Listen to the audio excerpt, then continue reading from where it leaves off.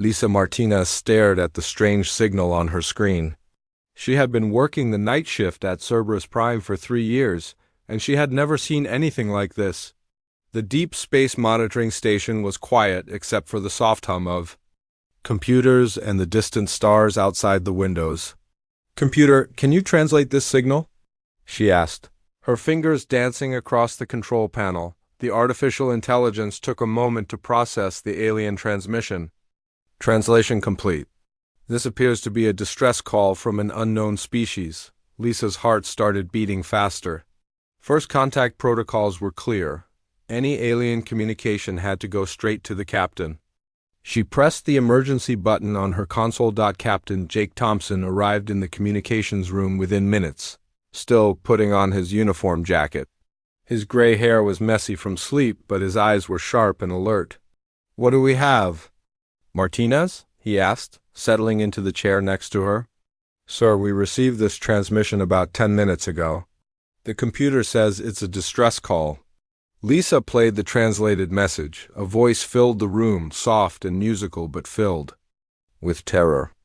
"This is High Shepherd Velanara of the Cathara people. Our worlds are under attack by the Ravak swarm. They consume everything in their path. We have no weapons, no armies.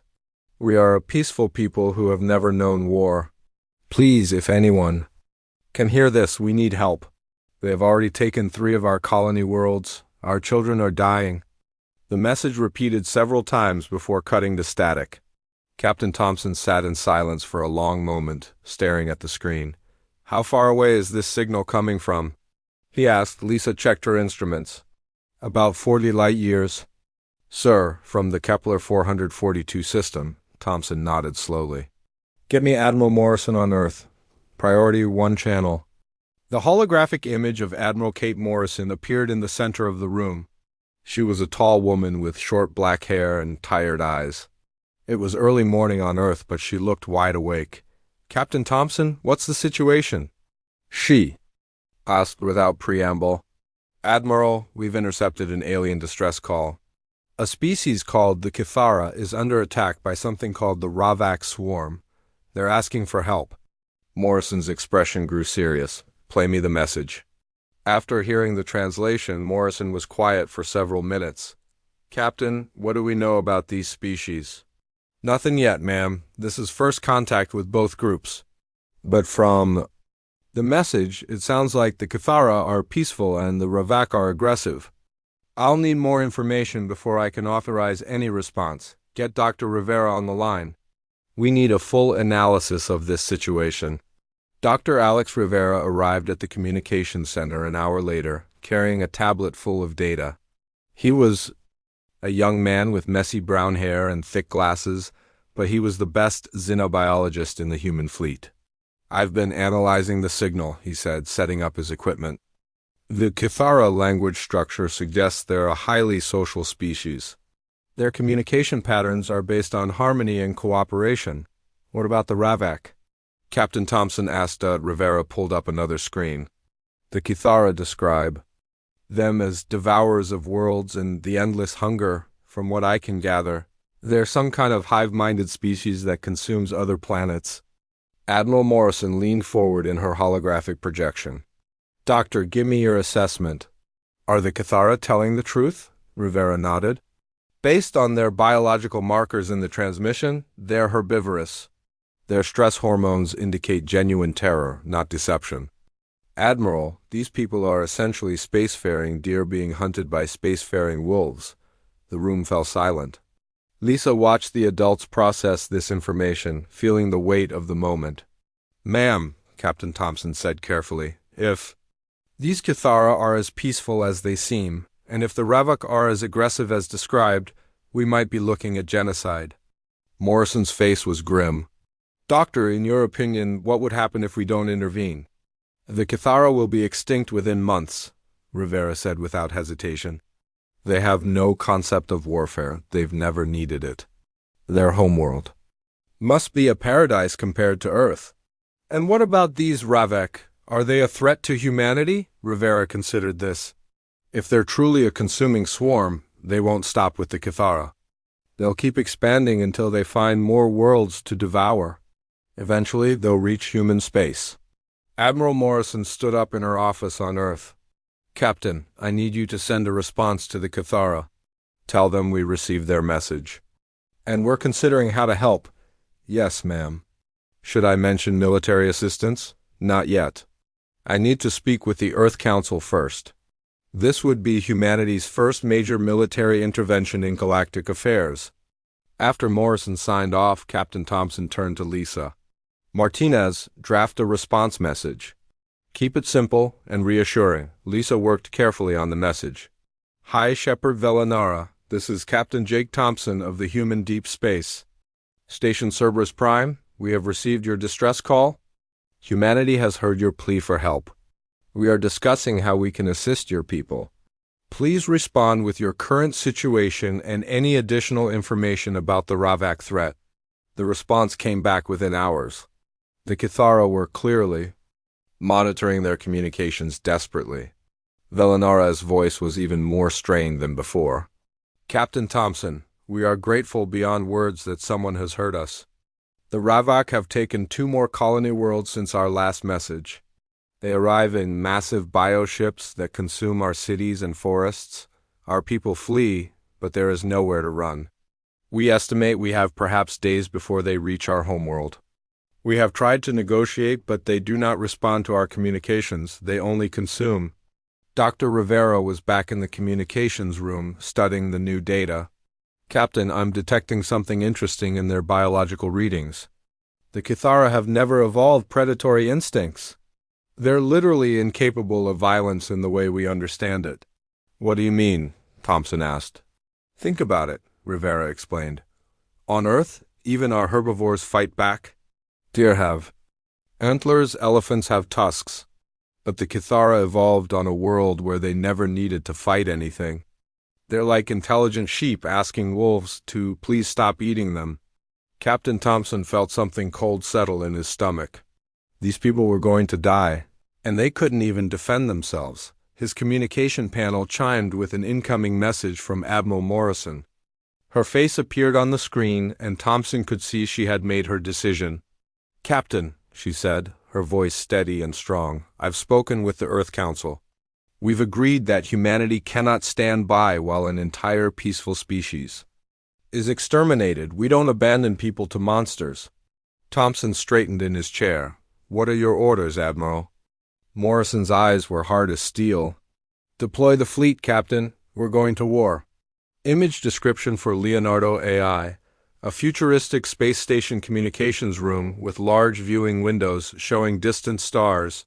A female officer with dark hair in a blue uniform sitting at a glowing control console with multiple screens displaying alien symbols and waveforms. Holographic displays showing star maps and alien text translations. Soft blue and white lighting. Detailed sci-fi interior. Design realistic digital art style.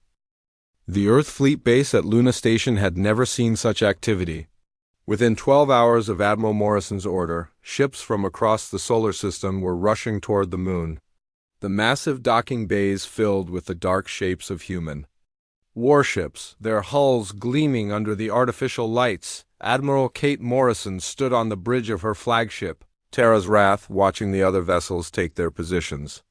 The ship was humanity's newest and most powerful warship, built from the lessons learned in the border conflicts with pirates and raiders. Its weapons could crack a moon in half. Admiral, all ships are reporting ready, said Commander Pete Wilson, her second-in-command. He was a veteran of the Titan Wars, with scars on his face from a hull breach that had nearly killed him. Morrison nodded, studying the tactical display. Task Force Cerberus was impressive by human standards. The destroyers Lone Wolf, Iron Fang, and Stormrider were fast and deadly. The carrier Eagle's Nest held 2 squadrons of fighters. Support ships carried supplies and marines. Status report on the Marine contingent. Morrison ordered. Colonel Nina Hayes appeared on the communication screen from the Marine transport ship. She was a tough woman with short blonde hair and coal blue eyes. Her soldiers called her Iron. Nina behind her back, but they would follow her into hell. Admiral, we have 500 Marines ready for deployment. Full combat gear, heavy weapons, and boarding equipment. My people are trained for ship-to-ship combat and planetary assault. Good, what about the fighter squadrons? Lieutenant Commander. Ryan Brooks answered from the Eagle's Nest. He was young for his rank, but he had more flight hours than anyone in the fleet. 2 full squadrons ready, Admiral. 48 fighters total. We've loaded them with the new plasma missiles and kinetic rounds. Morrison felt satisfied with her force. It was not the largest fleet humanity had ever assembled, but it was the most advanced. Every ship carried weapons that could glass a planet if needed. Dr. Alex Rivera had been working non-stop in his laboratory. Aboard Terra's Wrath, he had analyzed every piece of data that Cathara had sent, and what he found both amazed and horrified him. Admiral, you need to see this, he said, entering the bridge with his tablet. His eyes were red from lack of sleep, but his voice was excited. What do you have, Doctor? Rivera pulled up a holographic display showing the biological data. The Cathara are incredible. They're a silicon-based life form that exists in perfect harmony with their environment. Their cities are grown, not built. They feed on light and minerals. They have never known hunger, disease, or violence. And the Ravak? Rivera's expression darkened. The opposite? They're carbon-based like us, but they're essentially living weapons. Their entire biology is designed for consumption and reproduction. They eat everything, plants, animals, even the ground itself. Morrison studied the data. Can they be reasoned with? No, they don't have individual consciousness as we understand it. They're a hive mind focused on one thing, consuming everything they encounter to fuel their expansion. Commander Wilson frowned. Doctor, how do they compare to human capabilities? Rivera considered this. The Cathara are physically fragile. Their bones are like glass. Their skin tears easily. They've never needed to be tough because nothing on their world ever hurt them. The Ravak are stronger and faster than humans, but they're used to fighting prey that doesn't fight back. What do you mean? Every species the Ravak have encountered has been like the Cathara, peaceful, non-violent. When faced with the Ravak, they either surrender or flee. None of them have ever fought back with real weapons. Morrison felt a cold smile cross her face, so they've never faced predators before. Exactly. The Ravak are apex predators in a galaxy of sheep. But humans evolved on a world where everything was trying to kill us. We're apex predators too, but we learned to hunt other apex predators. The communication panel chimed with an incoming message from the Cathara. High Shepherd Velinara appeared. On the screen, her form shimmering with bioluminescent patterns that Rivera had learned indicated extreme distress. Captain Thompson, Admiral Morrison, the Ravak have reached our outer defense stations. We have tried to evacuate our people, but their bioships are so fast. They consume our evacuation vessels as easily as they consume our cities. Morrison stepped forward. Hi, Shepard, this is Admiral Morrison. We are coming to help you. Can you tell us about Ravak military tactics? Velinara's translated voice was confused. Military tactics? I do not understand this term. Dr. Rivera whispered to Morrison. They don't have a concept of warfare, Admiral. They've never needed one. Morrison. Tried again. How do the Ravak attack your worlds? They arrive in great swarms of living ships. The ships land and release smaller creatures that consume everything they touch. Our people try to hide, but the creatures find them.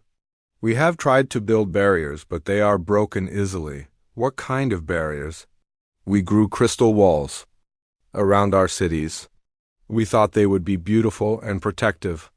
Colonel Hayes, who had been listening, shook her head. Crystal walls against a spacefaring species? Admiral, these people are like children trying to stop a hurricane with flower petals. Morrison felt a strange mix of pity and anger.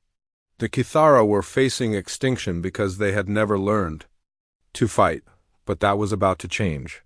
High Shepherd, we need you to do something for us. Can you send us detailed information about the Ravak ships and creatures? Of course, Admiral. But I must warn you, they are terrible beyond description. Perhaps you should not come. We would not want your people to suffer as ours have. After the transmission ended, Morrison turned to her staff. Analysis, people, what are we facing? Rivera pulled up the new data. The Ravak bioships are living creatures the size of human destroyers. They're tough, but they're not armored in the way we understand it. They rely on their natural healing and the fact that no one has ever shot back at them. Weapons? Asked Commander Wilson. Acid spitters, claw weapons, ramming attacks. Very effective against unarmored targets, but nothing that would penetrate. Human military armor. Colonel Hayes studied the images of Ravak ground forces. These things are built for hunting prey, not fighting soldiers. They're fast and strong, but they have no concept of tactics or strategy. What about their numbers? Morrison asked. Rivera's expression was grim. Thousands of bioships, millions of ground creatures. They reproduce quickly by consuming biomass from the worlds they attack. The bridge fell silent as everyone absorbed this information. They were facing an enemy that outnumbered them by thousands to one. "Admiral," said Lieutenant Commander Brooks, "my pilots are ready. We've studied the data on their flying creatures. They're fast, but they fly in straight lines. No evasive maneuvers, no formation flying. They're used to chasing things that can't fight back." Morrison nodded. "Colonel Hayes, can your Marines handle those ground creatures?" Hayes grinned, and it was not a pleasant expression. "Admiral, my people have trained for combat against human opponents. These bug things might be scary to civilians, but they're not bulletproof." Morrison looked around at her officers. These were people who had been forged in the fires of human warfare. They had learned to fight on a world where survival meant being better at killing than everything else.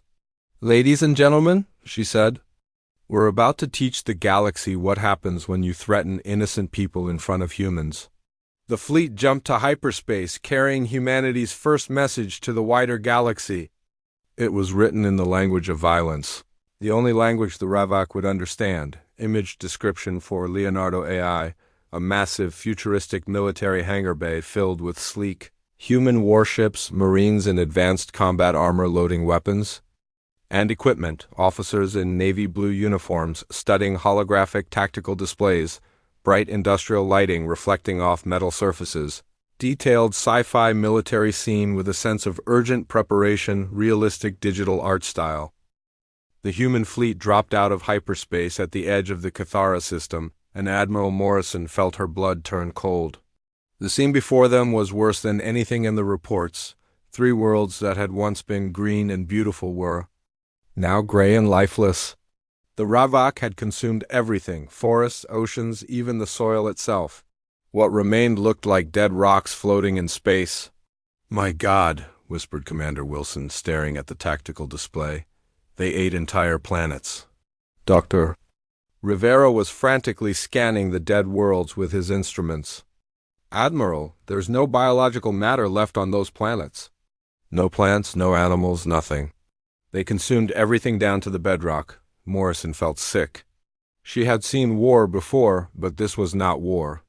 This was extermination on a scale that human minds could barely understand. "Where are the survivors?" she asked. 2 locations, Admiral," reported the sensor officer.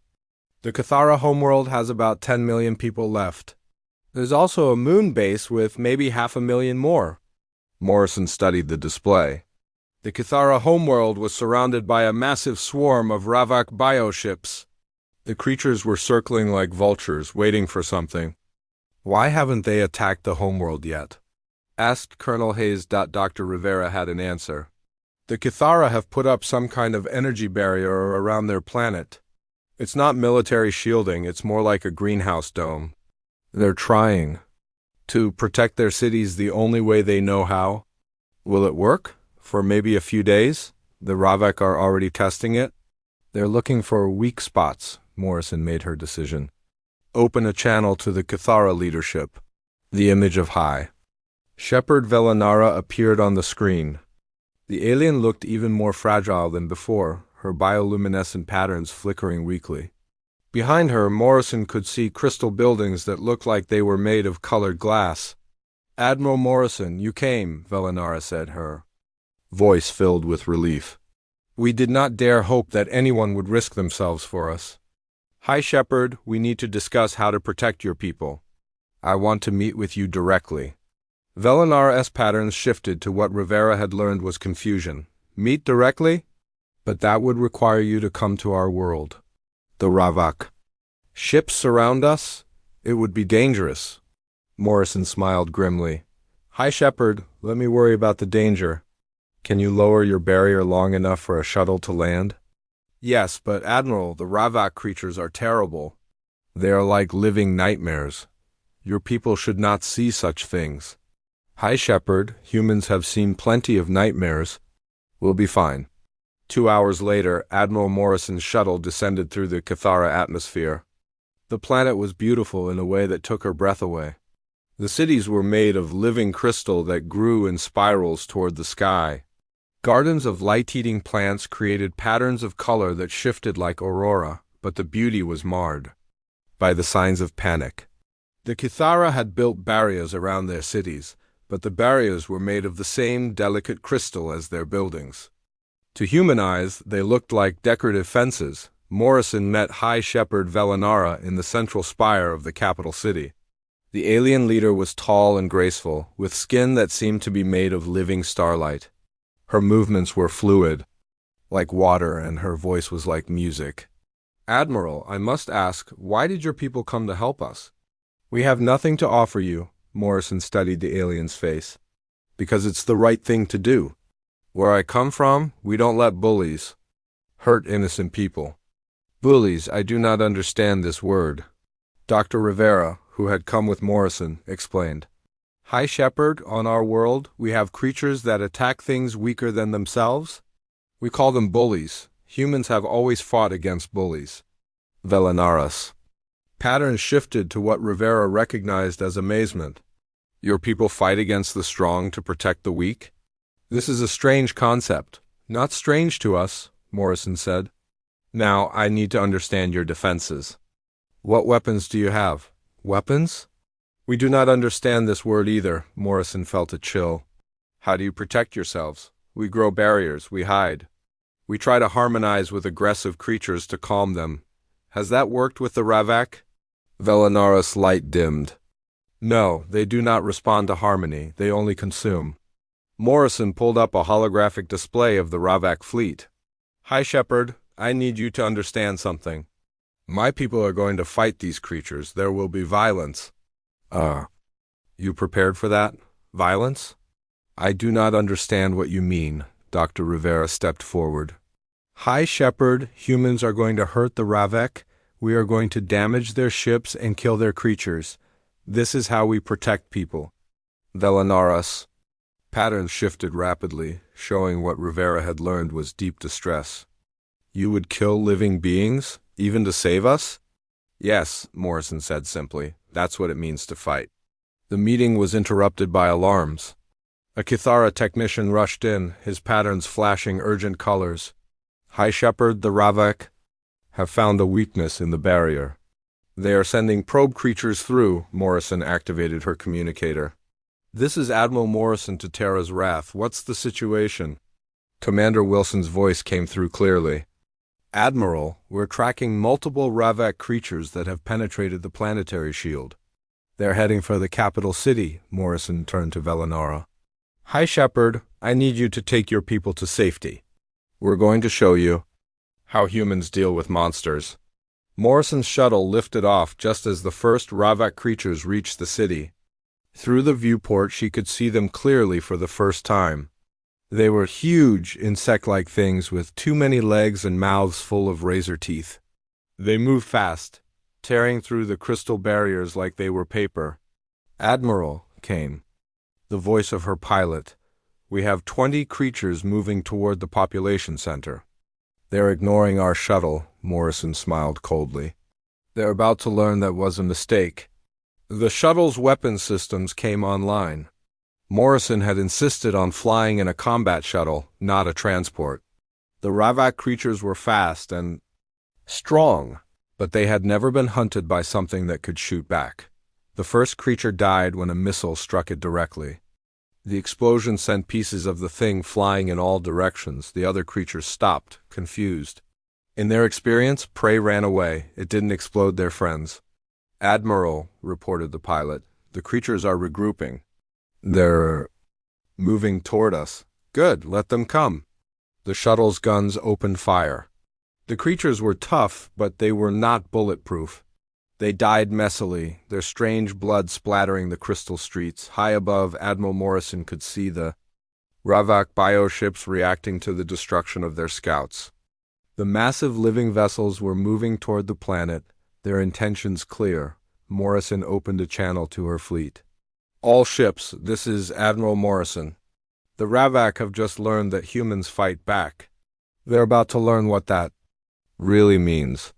In space, the destroyer Lone Wolf was the first to encounter the Ravak scouts. Captain Sam Rodriguez had been waiting for this moment. His ship was small compared to the bioships, but it was armed with weapons designed to kill other humans. All weapons, target the lead bioship, he ordered. The Ravak creature was the size of a human destroyer, but it moved like a living thing. It had no armor, no shields, just thick skin and the assumption that nothing would dare hurt it. That assumption died when Rodriguez fired his first missile. The nuclear warhead detonated against the creature's hide, burning through flesh and bone.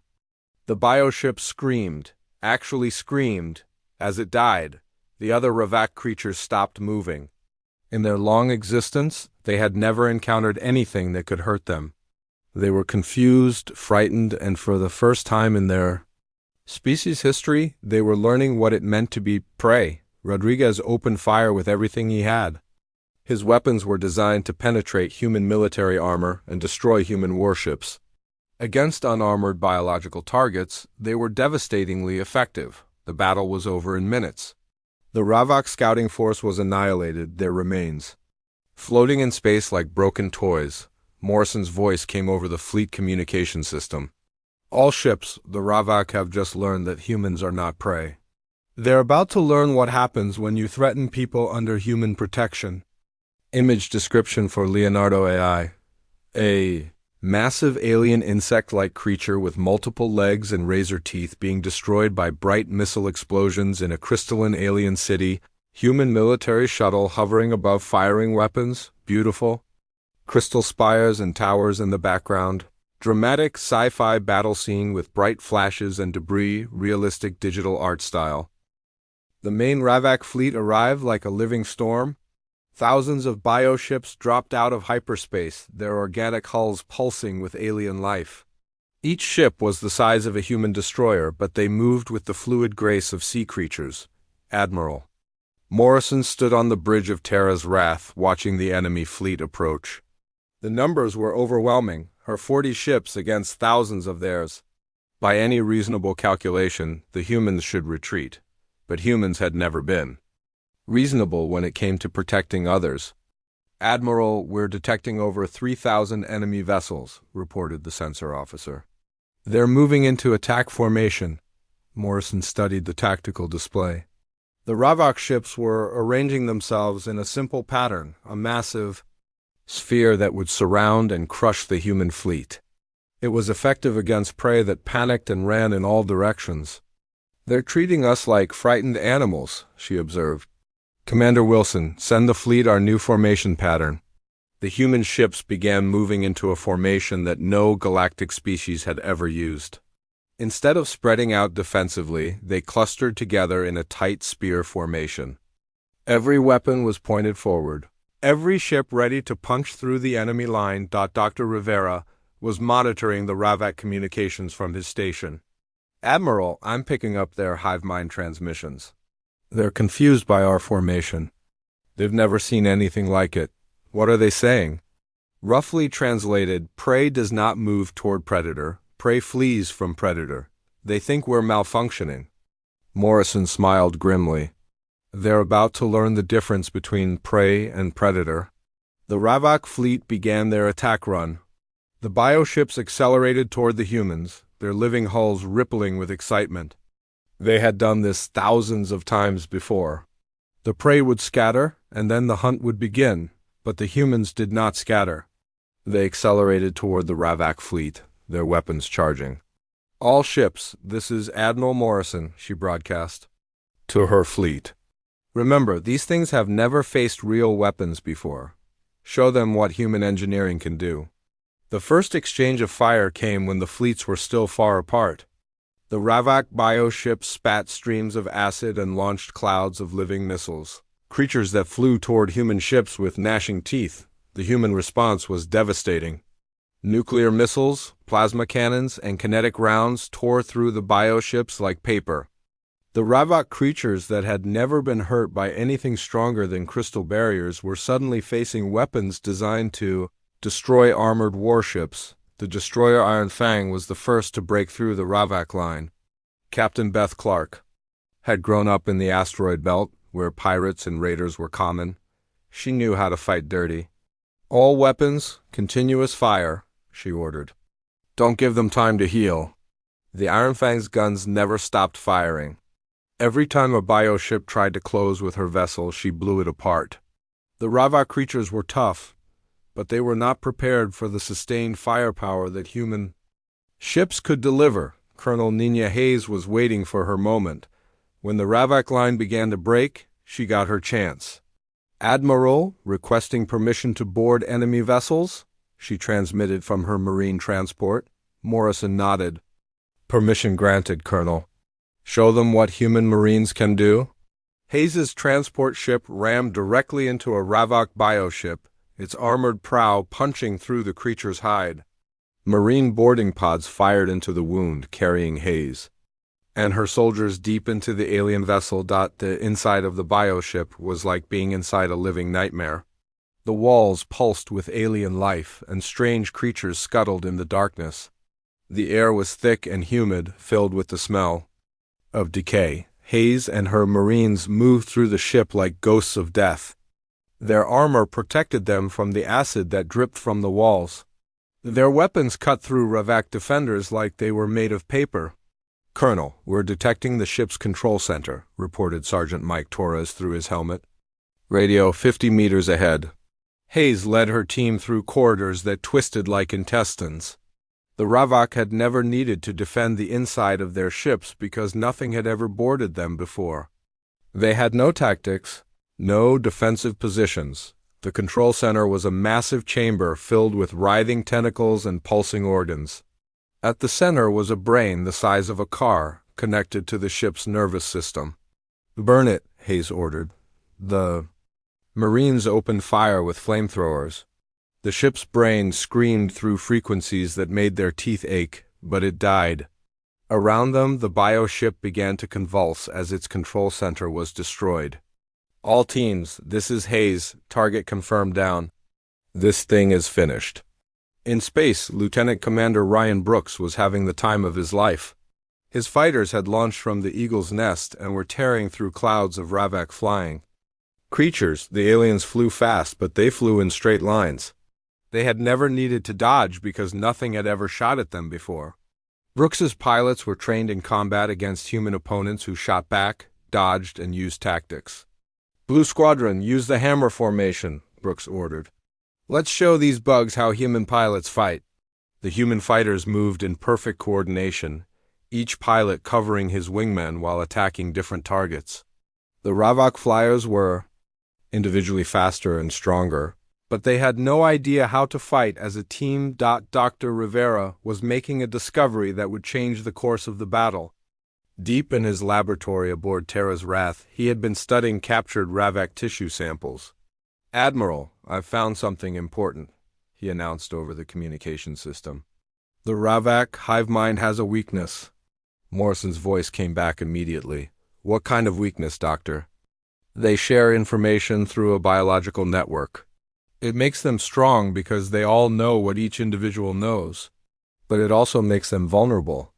If we can disrupt the network, we can blind them. How do we disrupt it?" Rivera held up a small device. "I've created a virus, not a biological one, but an information virus. It will spread through their network and cause massive confusion. But I need to get it into their system." Morrison understood immediately. "You need to get close to one of their ships." "Very close, Admiral.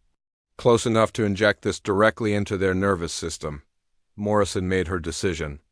"Doctor, prepare your virus. I'm taking us into the heart of their fleet.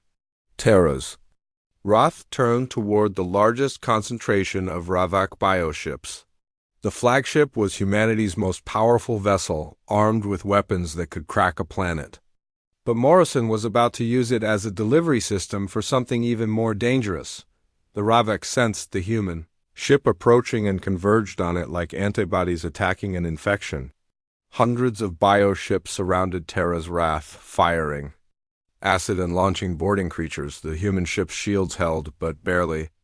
Morrison felt the deck shake under enemy fire as she brought her ship alongside the largest Ravak vessel, a creature the size of a human battleship. "Doctor, now would be good," she called out. Rivera fired his injection device into the bioships. Hull.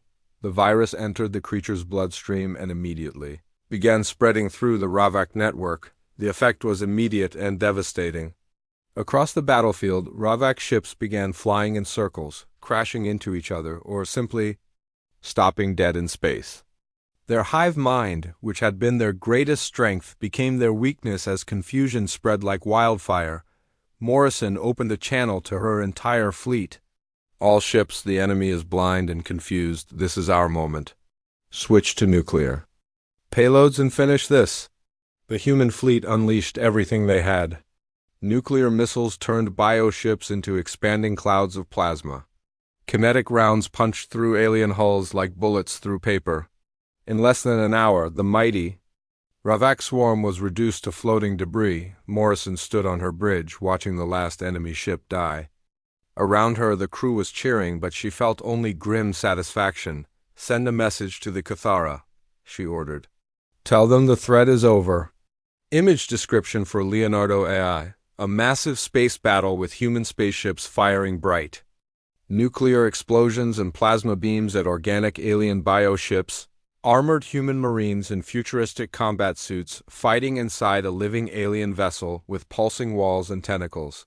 Dramatic lighting from weapon fire, intense sci-fi warfare.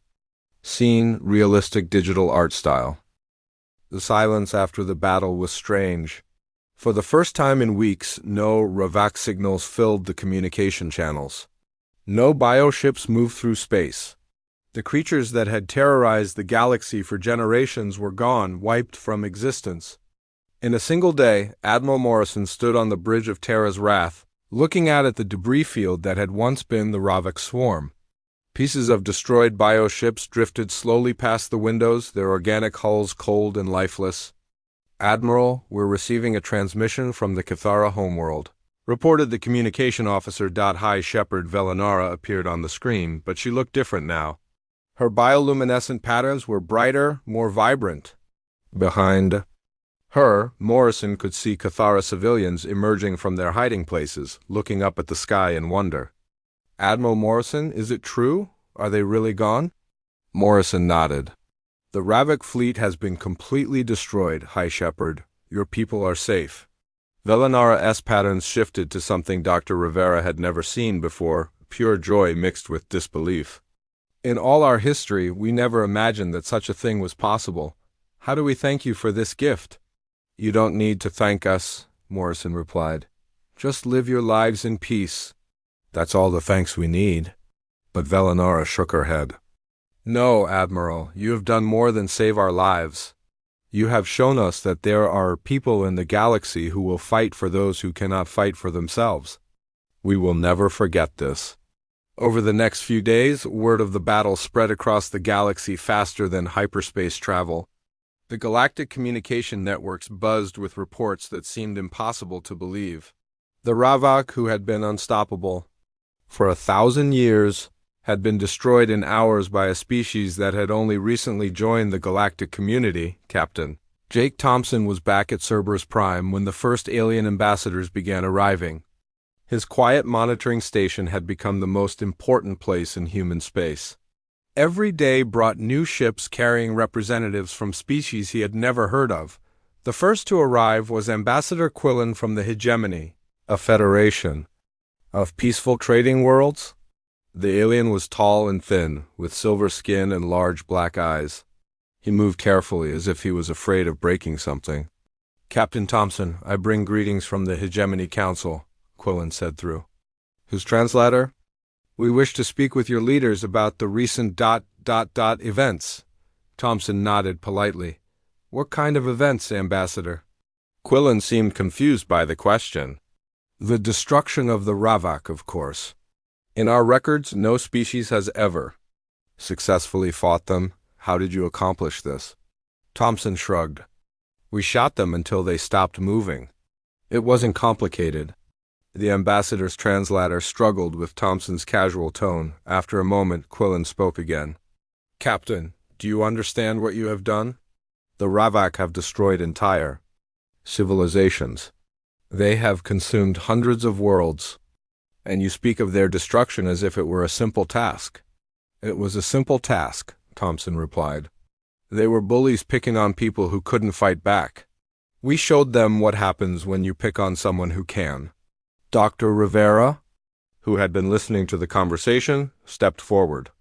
Ambassador, may I ask a question? In your experience, how do most species respond when faced with the Ravak? Quillen's large eyes grew even larger.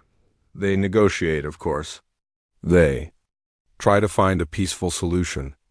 When that fails, they evacuate their worlds and hope the Ravak will be satisfied with what they consume.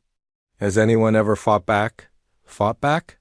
Doctor, the concept of warfare against another sapient species is considered barbaric by most galactic civilizations.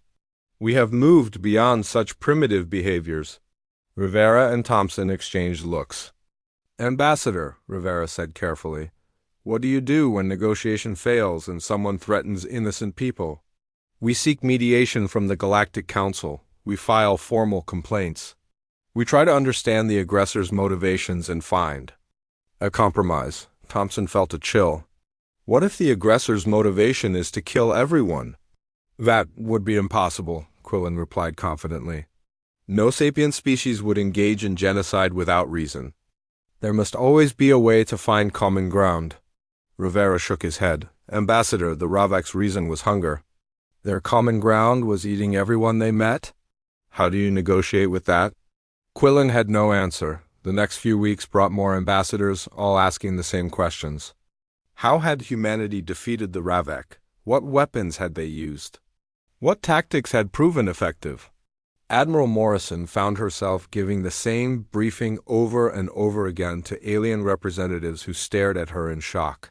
The Ravak were apex predators in a galaxy of prey, she explained to a gathering of ambassadors aboard Terra's Wrath. They had never faced anything that could hurt them, so they had no defenses against real weapons. Ambassador Zephyr from the Crystalline Worlds raised a delicate appendage. Admiral, when you say real weapons, what do you mean? Morrison gestured to the tactical display showing human armaments. Nuclear missiles, plasma cannons, kinetic bombardment systems. Weapons designed to destroy heavily armored targets. But why would you design such terrible devices? Morrison paused, trying to find words that would make sense to these peaceful aliens. Because on our world, everything was trying to kill us. We had to become better at killing than everything else, or we would have gone extinct. The ambassador from the Verdant Alliance, a plant-based species called Thornwick, spoke up. Admiral, your world sounds like a nightmare. How did your people survive in such a place? We learned to work together, Morrison replied. We learned to fight as a team, to protect each other, to never give up. Most importantly, we learned to fight for those who couldn't fight for themselves. Dr. Rivera added, what you have to understand is that humans are persistence hunters. On our world, we chase prey until it collapsed from exhaustion. We don't know how to quit. The assembled ambassadors sat in stunned silence. Finally, Ambassador Quillen spoke. Admiral Morrison, the Galactic Council has asked me to make you an offer. We would like to invite humanity to join the Council as a permanent member. Your unique capabilities would be valuable for maintaining galactic peace. Morrison considered this. What would our responsibilities be? To serve as the galaxy's protectors, Quillen said. When negotiation fails and innocent people are threatened, we would call upon humanity to respond. Morrison looked around the room at all the alien faces watching her hopefully. These were good people, peaceful people who had built a civilization based on cooperation and understanding. But they were helpless against true predators. "I'll need to discuss this with Earth," Morrison said. "But I think I can speak for my people when I say that we will protect those who cannot protect themselves." The agreement that followed became known as the Terran Doctrine. Humanity would serve as the galaxy's guardians, responding to threats that peaceful species could not handle. In return, the galaxy would provide resources and support for human expansion. Captain Thompson was promoted to admiral and given command of the new Terran Protection Fleet. The quiet monitoring station Cerberus Prime became the headquarters for humanity's first galactic military command. Colonel Hayes established the Galactic Marine Corps, training human soldiers for operations across hundreds of different worlds and environments. Her Marines became the stuff of legend, appearing wherever innocent people were threatened by those who thought violence was the answer. Lieutenant Commander Brooks founded the Stellar Fighter Academy, teaching human pilots to operate in the vast emptiness between stars. His graduates became known as the Angels of Death, appearing without warning to destroy those who preyed upon the helpless. Dr. Rivera continued his research, but now he studied the biology and psychology of predator species across the galaxy.